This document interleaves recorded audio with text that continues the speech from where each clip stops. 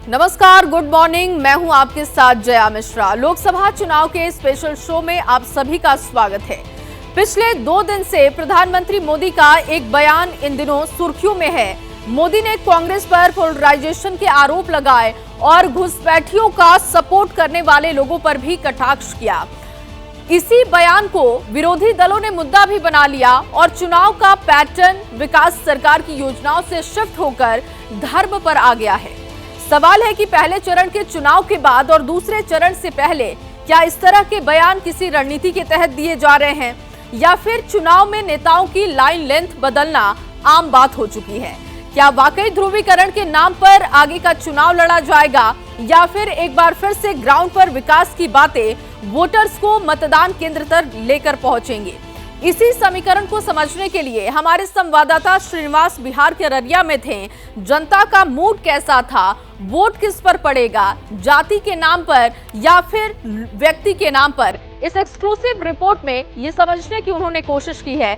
आपको भी दिखाते हैं।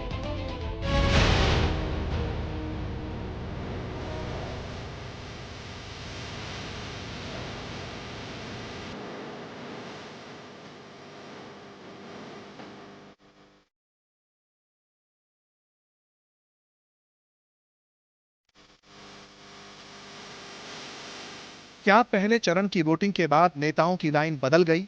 पहले जब उनकी सरकार थी उन्होंने कहा था कि देश की संपत्ति पर पहला अधिकार मुसलमानों का है।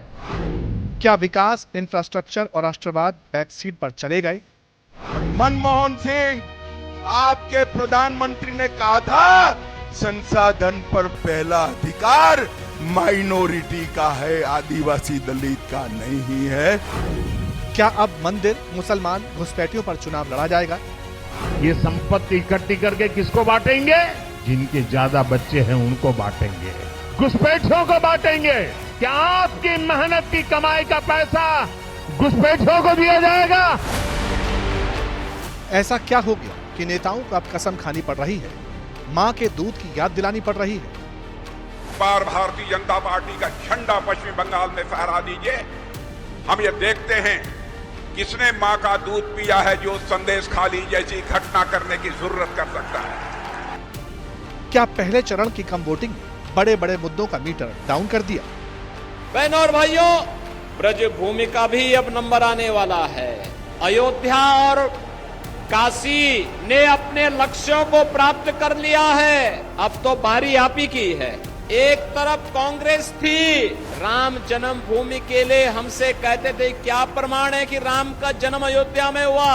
इन दलों ने तब ये भी कहा था कि राम और कृष्ण तो हुए ही नहीं। सियासत की शतरंज अब पुरानी बात होकर पॉलिटिकल मार्केट में अब कठपुतली डांस का शोर है। एक ऐसी कला जिसमें एक शख्स उंगलियां घुमाता है, कठपुतली नचाता है और जनता ताली बजाती है। आप सोच रहे होंगे कि चुनावी शोरगुल के बीच कठपुतली की बात क्यों? तो इसका जवाब भी बयानों के भवसागर में छिपा है। कांग्रेस पर मोदी का यह बयान चर्चा के केंद्र में है। पहले जब उनकी सरकार थी उन्होंने कहा था कि देश की संपत्ति पर पहला अधिकार मुसलमानों का है। इसका मतलब ये संपत्ति इकट्ठी करके किसको बांटेंगे? जिनके ज्यादा बच्चे हैं उनको बांटेंगे, घुसपैठियों को बांटेंगे। क्या आपकी मेहनत की कमाई का पैसा घुसपैठियों को दिया जाएगा? ये कांग्रेस का मैनिफेस्टो कह रहा है कि वो माताओं बहनों का सोने का हिसाब करेंगे, उसकी जड़ती करेंगे, जानकारी लेंगे और फिर उस संपत्ति को बांट देंगे और उनको बांटेंगे जिनको मनमोहन सिंह जी की सरकार ने कहा था कि संपत्ति पर पहला अधिकार मुसलमानों का है। भाइयों बहनों, ये अर्बन नक्सल की सोच, मेरी माताओं बहनों, ये आपका मंगलसूत्र भी बचने नहीं देंगे, यहां तक जाएंगे मैं कहने आया हूं। चुनाव, प्रधानमंत्री की बात का असर कितना हुआ वक्त बताएगा, लेकिन इतना तो तय है कि इस बयान ने सवालों का नया पिटारा खोल दिया। क्या आप कांग्रेस पर तुष्टीकरण के आरोप मुस्लिम बहुल इलाकों में बीजेपी को फायदा पहुंचाने का काम करेंगे? क्या ध्रुवीकरण की सियासत से बीजेपी को बहुमत हासिल करने में फायदा होगा? तो क्या चुनाव अब हिंदू मुसलमान पर ही लड़ा जाएगा? जो मतदान करेंगे जो है, हमारी जिनकी चाहत है वो हमारे श्री नरेंद्र मोदी जी हैं। कुछ अंधभक्ति जो होती है ना, माने होते हैं पोस्ट पेड एक प्रीपेड होते हैं, तो कुछ लोग ऐसे हैं। यहाँ तो लोग जो है जातिवाद, हिंदूवाद, मुस्लिमवाद में लगे हुए हैं। यहाँ पे जातियों में, कुंबों में अगला पिछड़ा इसके नाम पे यहाँ वोट होता है। 4 जून को पता चलेगा जाति मजहब का बंधन टूट गया। तेजस्वी के पापा जब थे तो क्या कर दिए ये बताइए। इतने साल जो उनके पास सत्ता थी तो उन्होंने क्या किया? काम किए है। क्या काम किया? 17 महीना तो सरकार ही रहा। सर 17 महीना में तो देखिए रोजगार दिए हैं। ईद में घर आए थे, रमजान में इतना खर्चा आया कि कर्ज 10,000 ऊपर से और चढ़ा लिए हैं। यहाँ तो है नहीं रोजगार की, चल भैया बिहार में है। नौकरी की बहाल नहीं है, बरसात है। आपने क्वालिटी चाहिए, क्वांटिटी चाहिए, सब कुछ मिलेगा। क्योंकि देश को अब मोदी जी की गारंटी पर भरोसा नहीं रह गया। अचानक बयानों का ग्राफ ऊपर क्यों बढ़ गया? क्या वजह है कि चुनाव एक अलग सी दिशा में मुड़ता दिख रहा है? और सबसे बड़ी बात, क्या जनता इन बातों से मुतमईन है? यही पता लगाने के लिए वोटर्स की नब्ज टटोलने के लिए हमारे संवाददाता श्रीनिवास बिहार के अररिया पहुंचे। सीमांचल का वो इलाका जहां तीसरे चरण यानी 7 मई को वोटिंग। समझने ही नहीं देती सियासत हमको सच्चाई, कभी चेहरा नहीं मिलता, कभी दर्पण नहीं मिलता। जी हाँ, सियासत में कुछ ऐसा ही तो होता है। नमस्कार, मैं हूं श्रीनिवास और इस वक्त मैं मौजूद हूं बिहार के अररिया लोकसभा क्षेत्र में। जी हां, वही अररिया जहां से कभी राजद के तस्लीमुद्दीन का नाम जीत की गारंटी होती थी। वक्त बदला, ये सीट भारतीय जनता पार्टी के पाले में चली गई। तस्लीमुद्दीन इस दुनिया को अलविदा कह गए। एक बार फिर से चुनाव हमारे सामने है और इस सीट से तस्लीमुद्दीन के पुत्र शाहनवाज चुनौती दे रहे हैं। अब देखना यह होगा कि क्या इस बार अररिया में चलेगी मोदी की गारंटी या एक बार फिर से तस्लीमुद्दीन के पुत्र शाहनवाज अपने विरासत पे कब्जा करने में कामयाब होंगे। अररिया का महत्व समझना है तो जरा 58 साल पीछे चलिए। एक फिल्म आई थी तीसरी कसम। राज कपूर और वहीदा रहमान ने एक्टिंग की थी। मशहूर साहित्यकार फणीश्वर नाथ रेणु की चर्चित कहानी मारे गए गुलफाम पर आधारित थी। जानते हैं, तब ये पूरी की पूरी फिल्म इसी जिले में शूट हुई थी। लेकिन अब इस इलाके की पहचान बदल गई। अब तो चुनाव है, इसीलिए नेताओं का जोर है और मुद्दों का शोर। बताइए बाबा, चुनाव आ गया है, किस पार्टी से आप हैं? हम किसी पार्टी से नहीं हैं। हाँ, माहौल क्या है यहाँ चुनाव? माहौल कुछ है, हम तो बहुत वोट देंगे जो हम प्रदीप को, भारतीय जनता पार्टी। हाँ, हम उसी को देंगे, दुनिया किसी को देंगे। कहते हैं मुसलमान लोग तो बीजेपी को वोट नहीं देते। नहीं, वो बात नहीं, वो अपना दिल का बात है। कभी भी जो है कि हमको उससे कोई राहत नहीं मिला है। आज का ये माहौल है और जो लोगों में शोर हंगामा जो है वो ये है कि हम जो मतदान करेंगे जो है, हमारी जिनकी चाहत है वो हमारे श्री नरेंद्र मोदी जी हैं। क्या बात कर रहे हैं जी? तबीयत तो नहीं खराब है आपकी? तबीयत बिल्कुल खराब नहीं है, उनका एहसान है। नरेंद्र मोदी का जलवा है। त्याग साहब के पास भी जलवा? हाँ सर, पूरा जलवा है। अरे यार, कुछ खा पी तो नहीं लिए तुम लोग? क्या खाएंगे सर? आरजेडी टिकट बेच रहा है तो क्या नहीं खाएंगे? कहाँ टिकट बेच रहा है? पहले तस्लीमुद्दीन साहब आए थे, बेटे ना वो सब बेच रहा है। सब मुसलमान को सिर्फ यूज किया।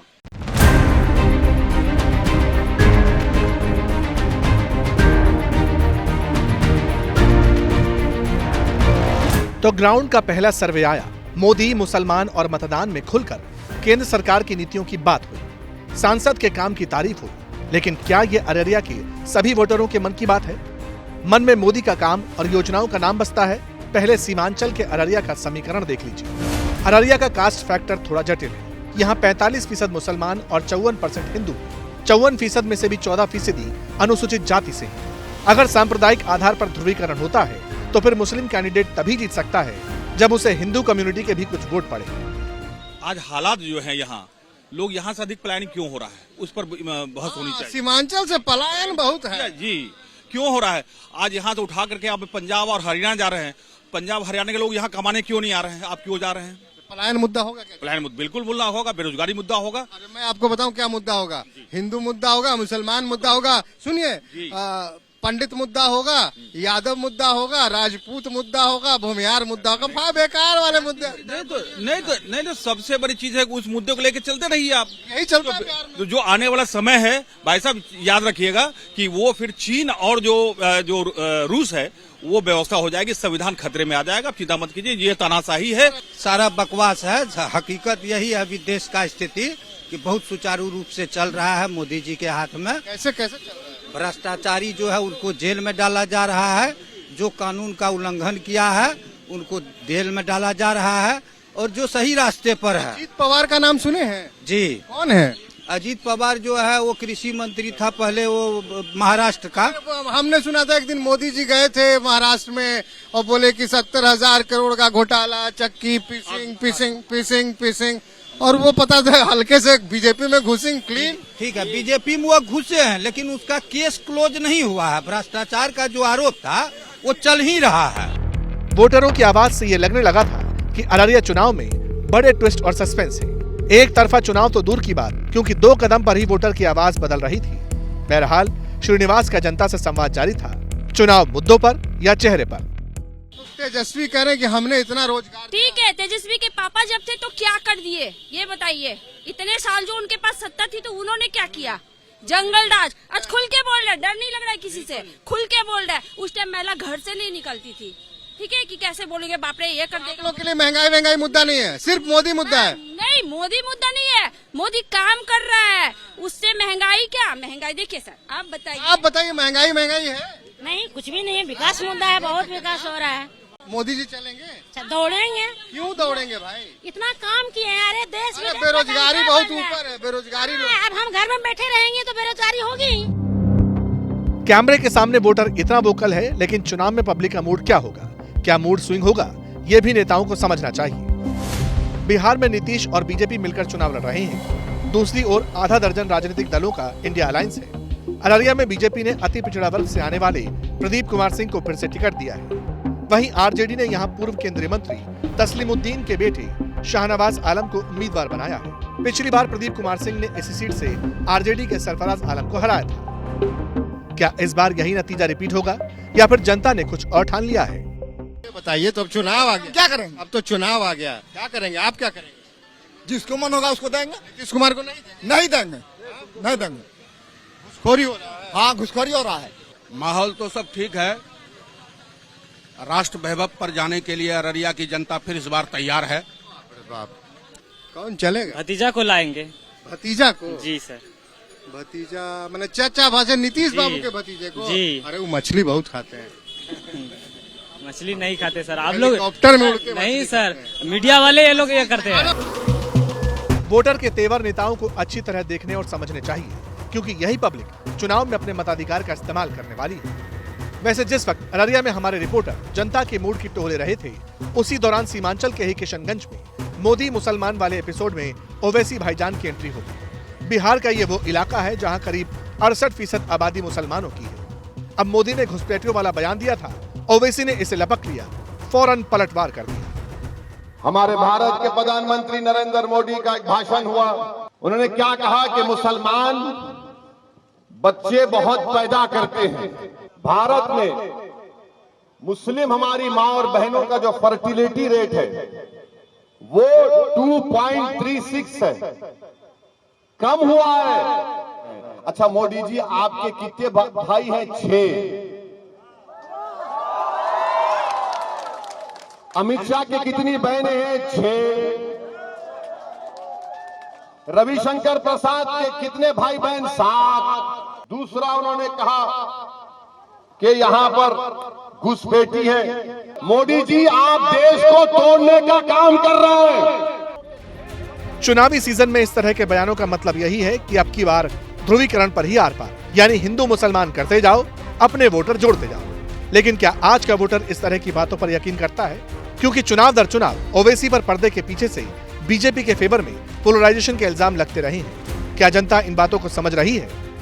आबिद साहब, यहाँ पे बड़े सारे मुसलमान मिले, वो सब मोदी कर रहे हैं। कुछ अंधभक्ति जो होती है ना, मुसलमानों में भी घुस गई? नहीं, मुसलमानों में घुस नहीं गई। कुछ लोग मैंने होते हैं पोस्ट पेड, एक प्रीपेड होते हैं, तो कुछ लोग ऐसे हैं। अच्छा, पोस्टपेड प्रीपेड है। हाँ, मैं कहता हूँ राशन बंटवाया मोदी, सुलभ शौचालय मोदी, आवास दिया मोदी, आयुष्मान कार्ड मोदी, सुकन्या योजना मोदी, शक्ति बंधन योजना मोदी, हॉस्पिटल दिया मोदी, 4 लाइन दिया मोदी, 6 लाइन दिया मोदी, अमृत रेलवे स्टेशन दिया मोदी, नारी शक्ति बंधन योजना दिया मोदी, सब कुछ तो मोदी दिया। फिर क्या कहते हैं 370 हटाए मोदी, 3 तलाक हटाए मोदी, CAA लाए मोदी, 5 साल रामचंद्र जी टेंट में रहे, आप राज्यसभा का रास्ता मंदिर बनवाए मोदी, राम जी को लाए मोदी। इन्होंने जो ने कहा रेलवे किसने दिया? मोदी। 2014 में देश तो आजाद हुआ नहीं था। देश आजाद कब हुआ था? 1947 में। उस टाइम भारत को सुई बनाने का नहीं था। उस स्थिति में भूखमरी की स्थिति में जवाहरलाल नेहरू ने उस स्थिति में देश का प्रधानमंत्री बने, उस स्थिति में देश को संभाला। वेल दिया मोदी। झूठ बोल रहे हैं, वो तो आप खुद जानते हैं कौन झूठ कह रहे मोदी मंदिर बनवाए, मोदी मंदिर बनवाए हैं, मोदी मंदिर बनवाए हैं, या देश का सुप्रीम कोर्ट ने आदेश दिया तब बना है। मोदी वाले गाने के काउंटर के तौर पर सवालों के बाण भी इंतजार कर रहे थे। गौर से सुनिएगा, श्रीनिवास ने किसी को नहीं छोड़ा, सबके तर्क कैमरे में रिकॉर्ड किए और जागरूक वोटर के लिए हर तर्क को सुनना समझना जरूरी है।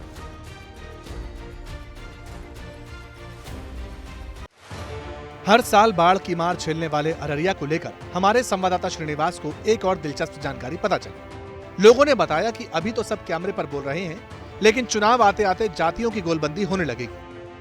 सवाल है, क्या बिहार में जाति पर ही चुनाव होता है? क्या इस बार एनडीए के लिए जाति की दीवार तोड़ना मुश्किल है? क्या मुस्लिम और यादव वाला समीकरण हावी हो जाएगा? मोदी जी के पास तो बोलने के लिए कुछ है नहीं, तो वो क्या बोलेंगे? हम मोदी जी के साथ जाएंगे। क्यों जाएंगे?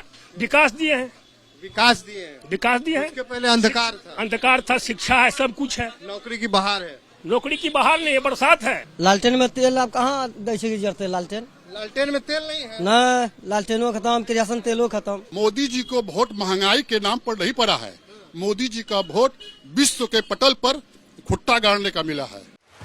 ये सारी बातें इसलिए भी हो रही है क्योंकि इस बार पहले चरण के चुनाव के बाद ये अंदाजा हो गया कि ये चुनाव जितना आसान समझा जा रहा था उतना है नहीं, खासकर बीजेपी के लिए। और इसकी वजह भी है, और उन्हें बीते 2 लोकसभा चुनाव के पैटर्न से समझने की जरूरत है।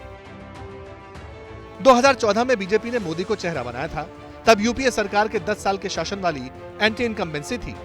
ऊपर से करप्शन के खिलाफ लोकपाल आंदोलन ने कैटलिस्ट का काम किया। 2019 का चुनाव मोदी के लिए इसलिए आसान बना क्योंकि सामने मजबूत विपक्ष नहीं था। दूसरी बात यह कि तब चुनाव से पहले पुलवामा हमले के जवाब के तौर पर बालाकोट एयर स्ट्राइक हुई।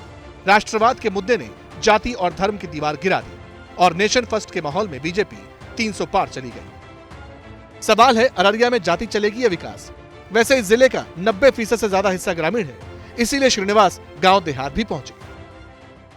अररिया लोकसभा के मतदाताओं के सियासी मिजाज को समझने के लिए इस वक्त हम अररिया शहर से दूर जौकी हाट इलाके में आ गए हैं और ये जौकी हाट इलाके का ठेंगापुर चौक है और यहाँ से रास्ता अररिया लोकसभा में ही टेढ़ा गाछ पलासी कलईगंज की तरफ जाती है।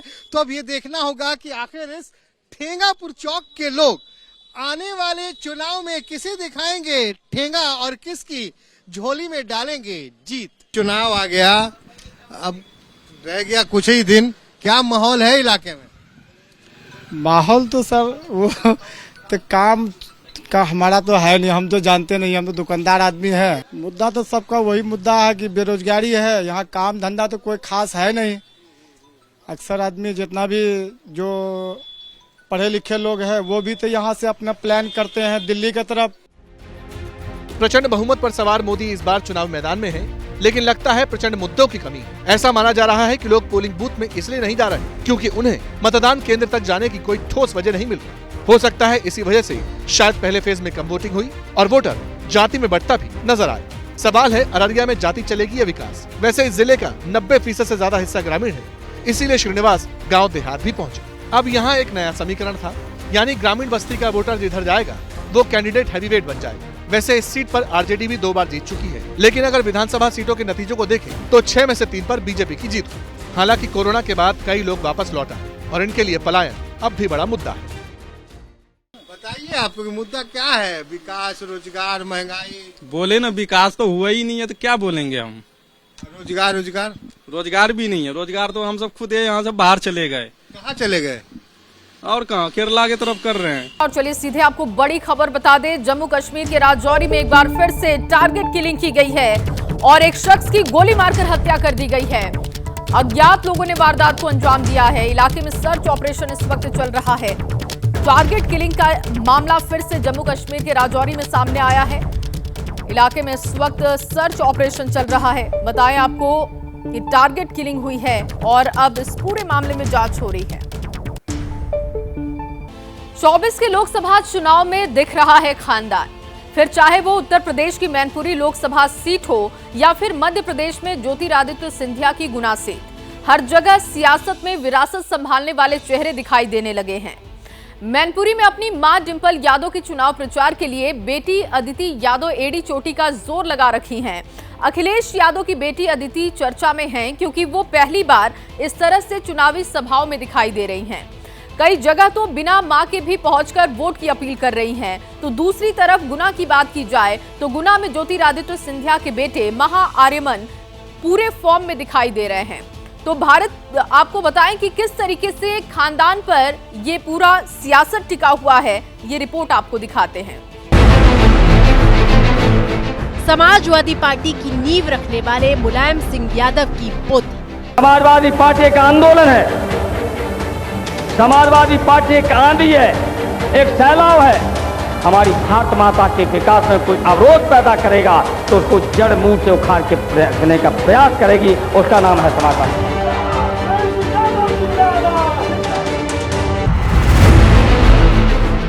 उत्तर प्रदेश के पूर्व मुख्यमंत्री अखिलेश यादव और समाजवादी पार्टी की सांसद डिंपल यादव की बेटी 21 साल की अदिति यादव पूरे देश में चर्चा का विषय बनी हुई है और चर्चा के पीछे उनके चुनाव प्रचार की तस्वीरें। 7 तारीख को साइकिल का बटन दबाए और समाजवादी पार्टी को भारी बहुमत से जिताए।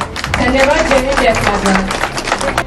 हल्के गुलाबी रंग का कुर्ता और सफेद दुपट्टे के साथ अदिति यादव मैनपुरी सीट पर अपनी मां डिंपल यादव का प्रचार करने उतरी है। आपके आज के इस कार्यक्रम के मुख्य अतिथि आदरणीय अदिति यादव जी आप सबके बीच आशीर्वाद लेने आई हैं। सुना आपने, मैनपुरी की चुनावी जनसभा में अदिति यादव बतौर मुख्य अतिथि बनकर मौजूद है। लगातार सुबह से आदरणीय अदिति जी कार्यक्रम कर रही है अपने गांव-गांव बूथ-बूथ स्तर पर जाकर के। अदिति यादव भरी दोपहरी में अपनी मां डिंपल यादव को जिताने के लिए जमकर पसीना बहा रही हैं। अदिति यादव को महिलाओं का प्यार और आशीर्वाद मिल रहा है। करीब 1 महीने से अदिति यादव मां डिंपल के साथ चुनाव प्रचार में घूम रही हैं, लेकिन अब तो अकेले ही मैनपुरी में साइकिल को जीत की दिशा में दौड़ाने के लिए वो निकल पड़ी है।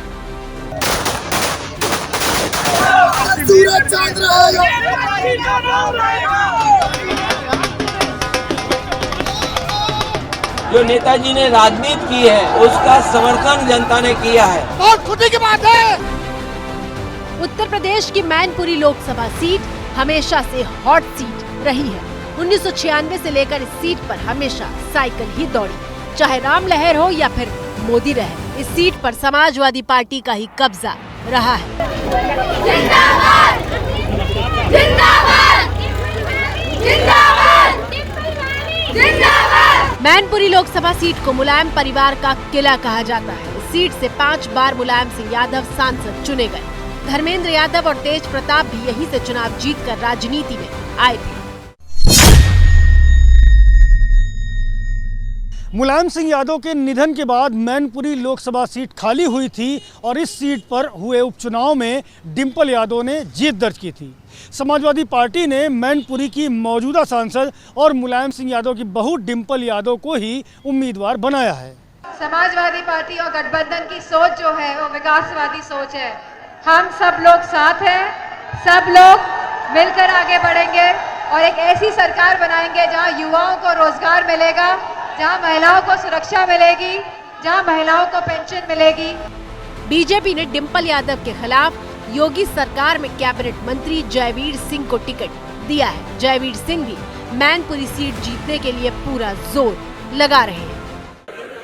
और ये ज्यादा बता रहा है कि मैनपुरी की जनता ने, मैनपुरी के मतदाताओं ने और मैनपुरी के देश के सारे हमारे भाग्य विधाताओं ने इस बार परिवर्तन का मन बना लिया है। लेकिन अखिलेश और डिंपल यादव की बेटी अदिति यादव की एंट्री से मैनपुरी लोकसभा सीट की चर्चा बहुत ज्यादा बढ़ गई है। अदिति यादव लंदन में राजनीति और इंटरनेशनल रिलेशन में पढ़ाई कर रही हैं और छुट्टी में घर आई हुई हैं। चुनाव प्रचार के दौरान डिंपल यादव से ये सवाल भी हुआ था कि क्या अदिति यादव का इस तरह चुनाव प्रचार में साथ आने का मतलब क्या अगली पीढ़ी एंट्री के लिए तैयार है।